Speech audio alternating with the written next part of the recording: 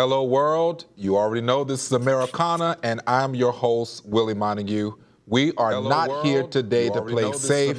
We are here to wake up the comfortable and comfort the bold. This is safe. We are here to wake up the comfortable and comfort the bold. This is safe. We are here to wake up the comfortable and comfort the bold.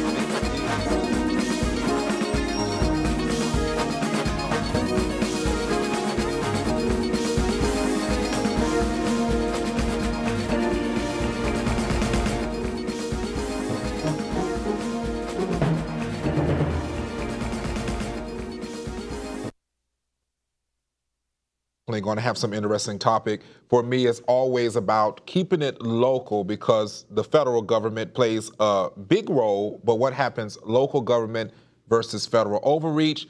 Then let's talk about this shutdown that seems not to go away, but not just a shutdown. Let's talk about SNAP benefits, hunger breaks through politics, and then something that is definitely dear to me, juvenile justice reform and county leadership.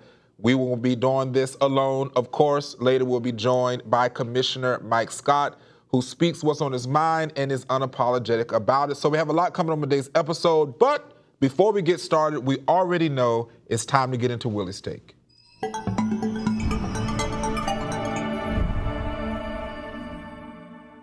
All right, everyone, this is the part where I get to share what's on my mind. And I just want to share how important it is that we keep standing. Some days it feels like the world's spinning faster than we can keep up. Dreams delayed, promises broken, voices drowned out by chaos. You can lose the job, the support, the comfort, and still not lose you. Because purpose doesn't panic, it doesn't crumble when life hits, it stands, even if it has to stand alone. So don't let the noise convince you that strength looks loud. Sometimes it's just surviving one more day with your faith intact. And if you're still here, still breathing, still believing, then you're already winning the fight they thought would break you. So welcome to Americana, Commissioner Mike Scott, community advocate, veteran, and mentor. Thank you for joining us today. Thank you for having me. I appreciate it. All right, well, let's get into it. This is your wheelhouse for sure. We're getting ready to talk about this federal overreach, but we're going to bring it local today for you guys that's out there. County boards across America are increasingly finding themselves caught between federal mandates and local freedoms, from housing codes to immigration enforcement, from environmental rules to pandemic response.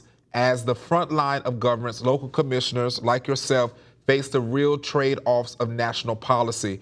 So getting into that, Commissioner Scott, share with us, where do you feel like what's happening now with the federal government basically crashing into localized government? I think there's a lack of conversation, regardless of whether you are far left or right on an issue, whether you're with this party or that party. The solution comes in the conversation. But it's difficult to have those conversations if you are my way or the highway type person, or if for whatever reason you don't like someone's policy, so you're making negative statements and social media posts. We got to get in the middle. I mean, we're all neighbors. You live on one side of the street, I live on one side of the street. We got to come together to figure out how do we accomplish what's best for not only our families, but our collective families as a community. And that's very important. And so with that, because who wins, and should local government have to push back more aggressively, because we're seeing so much happen, and there is definitely a party divide, but as you mentioned, we need to work together. But should the local government push back a little more aggressively? I mean, yeah, we should push back, but we're elected officials and we represent, a number of people. The power has and always will be with the people in my mind. And so while I can be a loudspeaker, I can send a press release, make a social media post, I'm only as good as the people standing behind me. And so it doesn't just take elected officials, it takes the community. It's something about 1,000 emails, 1,000 phone calls, 1,000 letters, or people knocking on your door, making appointments to make you, sit up and take notice. And so while we can influence and make our voices heard, from an elected official standpoint, the power is with the people. So now when we talk about this, and it probably going to be a little controversial here, but when we talk about what happens predominantly within some of the inner city communities. Do you see that, like the federal government, especially this administration here, is really just not doing what they do? Does it seem like as more harm has been taking place over this last couple, like year and a half? You're saying as it relates to the federal government? Yeah, to what they're doing, especially as you see in Chicago and other places. And, why do you think the federal government is taking so much interest in what you should be doing in your county, not them? I wish I had a crystal ball to be able to answer that question, but honestly, I don't. I'm not privy to the private conversations of federal elected officials and their motivations for doing such. But I think when state or federal government is lacking, it's up for local county governments and city governments to kind of fill in the gap, and that's what we're doing. We had a press conference today with the mayor, with a couple of providers about what we're going to do with Second Harvest to increase our support and increase the food distributions across the county, because we know there's going to be an increased need as this shutdown continues. It's a challenge. Right. Now we're gonna get into that later on. So hold that. We got more to go with that. So now Got it. how do you manage the tension between county independence and federal funding dependencies, as you were just talking, or state? By the way, because for those that don't know, we got state, we got federal, and we have local. And often when we talk about the federal government and all the others, we think that they're the main ones, but we do have a state government. So how do you feel about managing that tension between the county independence and whether it's state or federal funding dependencies? You talk to the people that don't like you, that won't support you. You try to at least make efforts to meet with them. I think that when if something doesn't go your way, whatever that issue is, personal or professional, when you walk away from that conversation, did you do the best that you can? Did you make meaningful effort to advocate for an issue or for the people that you represent? And so for me, it's sending emails and making phone calls to folks who I know are going to vote against something that is helpful to my community. We lost funding to Orla Vista, and we had to make up the difference through our reserves here at the county. Otherwise, that project wouldn't have gotten done. But I think it's really just kind of explaining how unique our needs are compared to other needs across the state, likewise across the different counties and cities, and making sure that the federal elected officials and the state officials understand what's happening from our voice, not from maybe a spreadsheet or some type of report that doesn't have that human perspective. And Commissioner, that's often what happens. There's a lot of misinformation and disinformation that goes around. And no matter what party a person is on, it seems that it causes a continued divide in the communities where people just can't go back and trust the person that is elected, whether they voted for that person or not. So with this local solutions, do you think that, or do you believe that local solutions beat national ones? And how do you scale success without federal support? You scale success by building community support, meeting with your stakeholders, aka your neighbors, saying, "Hey, this is what I'm trying to do. Can you volunteer? Can you donate? Can you maybe make an Right. introduction?" We have everything that we need to maintain our community. I mean, of course, the federal funds, they fund Head Start, state funds fund a lot of projects, and we need those dollars. But when those dollars aren't there, neighbors help neighbors, and I think that's the important thing to remember. No matter how bad it gets, I got a few neighbors I can call and get a couple of sugar or a couple of eggs or maybe a ride to work. I mean, that's the whole point of being a part of community to Now, me. I've said that when we talk about it takes a village to raise a child, when we go back to talking about how the community, because I grew up in North Carolina and we are just some country folks, we're going to knock on the door, can I get a cup of sugar, like you mentioned? And then, I think that what is happening, as we're going to get into that just a little bit, but what's all happening around us, I believe is pointing us back to getting in the community and back to that localized part. And so what would you say to individuals as we get ready to go to commercial break here soon? What would you say to people who are saying, well, I don't really know where I need to turn. I'm facing issues. I'm getting ready to go through a crisis in my family. So what message do you send to these voters in their particular counties that are forced to feel like they're getting ready to be left behind? What would you say, and what do they need to do? The United Way is a common organization across the state and across the country, and they do a lot of good work. They've helped me pay my rent a couple of times when I had some challenges, but also reaching out to your elected officials. We don't know what we don't know, and so it's letting folks know in positions of leadership or positions of advocacy, say, "Hey, here's the challenge. Did you know about this? Can you help me with this?" And that's important because often people don't know there's resources out there, and then sometimes there's some shame points there where it's like, hey, I'm embarrassed, I don't want to ask for help. But in this place right now, we need to start asking for help. So we're getting ready to go to a quick commercial break, but don't go anywhere, you guys that's out there listening. Thank you, Commissioner Scott, for being with us through this. When we get back, we're getting ready to talk about something that is definitely on everybody's mind. This shutdown, when is it going to end? But hunger is part of this conversation, and then juvenile justice reform and county leadership. Don't go anywhere. You're watching Americana.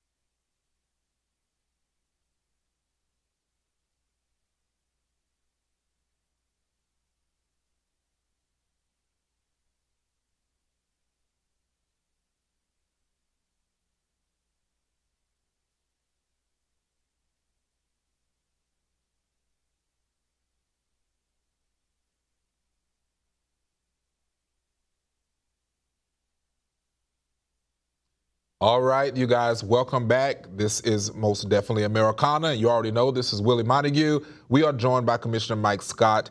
We are getting ready to talk about something that I know is on your mind, is definitely on my mind, and is the federal government shutdown, now running since October 1st, you guys. And here we are getting ready to go into a whole month long of just foolishness.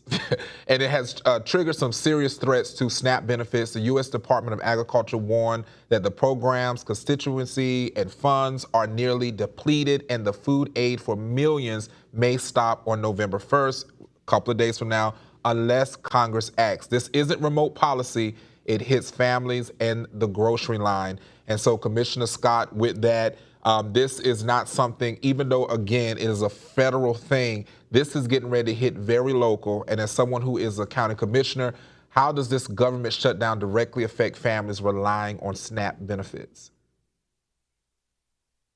100 families in our Head Start program that are on EBT STAP food stamps. I asked just yesterday for them to conduct some surveys, so I have some more information towards the end of this week because if kids can't eat, they can't learn, they can't focus. And so for me, it's really understanding what the need is here in our community and then figuring out how we address that need. Yeah, to me, it's alarming that we are still not getting them to pass and getting up. I mean, going on this long, especially in the type of economy, because I heard many people say like it's getting ready to be serious. This is going to be something that like a shutdown we have not seen before. And so to me, it's just becoming a political mess. And so should programs like SNAP ever be tied to political negotiations? Because basically people's livelihood, our children, families. There was one lady that has had, I believe, a few strokes who was saying, I need this food. And so here we are now. So should this even be a political negotiation or just left off the table completely? It shouldn't be, and I'll use Congressman Frost's statement. He recently joined a meeting with me, a community meeting in Orla Vista, and he shared that a lot of times when the state, sorry, it's not state, but when you know representatives and senators pass legislation, hey, I get money for this. They don't put the how.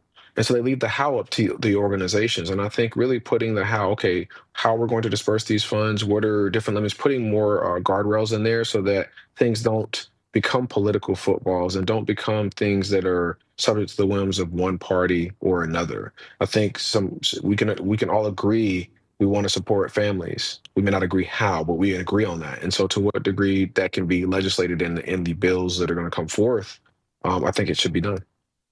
Now, this is in real fast controversy because it's the Democrats saying it's the Republicans are saying it's the Democrats. But what I say is like, to me, it bogs my mind why it feels like there's a bunch of children running around in D.C. That does not have, as I like to say, the testicular fortitude to be able to sit down and say, what are we going to do for the people? So if funds run out, what responsibility does the federal government have to ensure no one goes hungry? Because come November 1st, it is not an option of where this is going to happen. People are bracing for this. There is Democrat governance that is suing the administration, saying, our people are going hungry because of your foolishness. So what do we need to see in the statewide or in countywide to take that responsibility? And you mentioned some of this earlier about some of the food banks. We got to have conversations, man. I mean, we all have families and people that we care about that will be impacted in one way or another. I have a number of friends who are still in the military today that are not getting paid. Likewise, I have people who work in the civilian service that are not getting paid. And so it's a challenge. I was a TSA officer for 5 years when it first happened back in '02. So, like, for me, it really is. Yeah, I may not agree with you. I may not even like you, but I should at least make the meaningful effort to have a conversation with you. How that happens, I don't know. Yeah, and that's the problem that we need to fix. And so, do you believe that SNAP? Because now during COVID, there was a lot of things deemed essential. So, do you think now seeing this that SNAP should be classified as an essential service that continues during shutdowns? I believe so. Um, when people don't eat, they can't focus, can't go to work, can't learn, and in some cases may have some health challenges because of it. So, making sure folks get healthy meals is I feel like a core responsibility of government. Clean water and food. Yeah, and what's also along with that to me, before we move to the last topic of the day, is just how people don't realize there's so many homeless youth per se that's out there, that families, this is what they use to be able to help even if they're in a car. And that's what's bothering me, is that it's way deeper than people thinking that, people just want to live off the government. People actually need this to be able to survive and make it through, as you mentioned, even to be able to go Right. to school and be healthy. So let's get into the topic. I know this is something that you definitely are a big supporter of and fighter of when it comes to our juveniles. So juvenile justice reform and our county leadership, you've helped create mentoring and reentry programs from youth in partnership with the Public Defender's Office. The question now, Commissioner Scott, is as a juvenile justice becomes a national flashpoint, what role should counties play in prevention and reform rather than just incarceration? So we do a number of programs here in Orange County. Each county across the state, or either through a cost share, pays for juvenile justice. So the juvenile detention centers are funded in part by the local counties, and in the other part by the state. But it's really finding those small grassroots organizations that are doing it. Maybe they're not as big as, say, a Boys and Girls Club or a YMCA or a Big Brother Big Sister, but they have the same amount of impact. And so, really finding those organizations that are, you know, change makers and on a street or a neighborhood or a community, I think is definitely the path to success. Because who knows you better than your neighbor and your family or your church or your school? And that's important because, as I said, this is why I just definitely want to talk about this, because of how important what we're seeing in our counties, that impact all the way up. And I know there's so many phone calls I get. I'm sure you are inundated with phone calls. So when young offenders return to the community, how does county level policies affect them coming back in, employment and stability? We just put several $100,000 into a youth prevention program, which also includes components of reentry, mentoring, mental wellness, as well as regular health and healthy eating. And so we're making sure that we address every issue holistically, because it's just not about the job. It's also about, how is your mental doing? I mean, are you having a good day? You having a bad day? Have you lost a family member? Have you experienced loneliness or sadness just because of being incarcerated? And so making sure that we as a county and a government address all of those needs kind of holistically is one of the things we've done and have done really for the past 5 years since 2020. So there definitely is funds out there because I want to tie in how some people I watch my brother grow up and really need programs where there was none, especially back then that time, which was probably about 20 years ago. And seeing where there was no programs. Now you fast forward, there's a lot of programs. And so is this rehabilitation model, some may say it costs a little more, but it saves later because now we're not just throwing them into the prisons. We're like, we want them to be, as I like to say, assets versus liability. So do you think that this is something, that the county can continue to afford with having these programs in place? We don't have a choice. Either you can spend a few dollars doing a few programs here or there, or you can spend several dollars going through the court system, going through incarceration, paying for law enforcement, paying for public offenders and state's attorneys and judges. Like, there's no doubt in my mind that prevention and mentoring and engagement before they commit a crime, before they, make those poor choices, that we're there, kind of walking them through the challenges of the transition from being a young lady or young man to a young adult. Now, this is a big one, Commissioner Scott, because this is something I always get asked, even for myself, and I want you to answer this question. How do counties measure success in juvenile reform when many victories are invisible? Reduce future crime, improve life path, and often people are like, I don't see it. I don't know how you know this is going to work. So what would you say to that? We look at it comparative to graduation rates. We have a number of A schools because, again, it's not just one size fits all, and it's not just Orange County as a local government. It's our school systems, it's all of our law enforcement agencies, including the city law enforcement departments, as well as the sheriff's office. It's our mental health providers, our hospitals, it's our food banks. Like, there is no one solution to the challenges our kids and our families face. It's a holistic approach, and we need to continue to work in that direction. And that's so important. I'm glad you said that because when we look at metrics, that's what drives me up the wall. And I know you probably hear people ask those kind of questions out there. It's like, how do we know Yeah. it's working? How they not going to go out there? And I'm like, okay, are you doing the job? But nonetheless, I'm going to get on my horse right here. But I just want to say Yeah. I thank you, Commissioner Scott, for being and joining with us on Americana Sure. today. You guys go out there, find him, type it in, Commissioner Scott, and look at all the work that he's doing. It definitely starts local. As much as we talk about all the federal and world government things that go on, I just want today to focus on how important our local government is. So thank you again, Commissioner Scott. All right, Thank you. everyone, that's a wrap for today's episode of Americana. We'll be back tomorrow, same time, same place, right here on Afro TV. Until then, stay sharp, stay grounded, and never stop seeking truth, and go get involved in your local government.